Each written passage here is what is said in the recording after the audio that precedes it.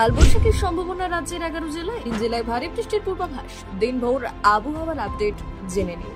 মঙ্গলবার কালবৈশাখী ঝড়ের সম্ভাবনা রাজ্যের 11 জেলায়, 3 জেলায় ভারী বৃষ্টির সম্ভাবনা। কালবৈশাখীর ঝড়ে লন্ডভন্ড হতে পারে দক্ষিণবঙ্গের কয়েক জেলা। রাজ্য জুড়েই আজ মঙ্গলবার বৃষ্টির পূর্বাভাস রয়েছে। দক্ষিণবঙ্গের পাশাপাশি উত্তরবঙ্গেও আজ মঙ্গলবার ঝড় বৃষ্টির পূর্বাভাস। বেশিরভাগ জেলাতেই দিনভর মেঘলা আকাশ, দু এক জায়গায় আংশিক মেঘলা আকাশ।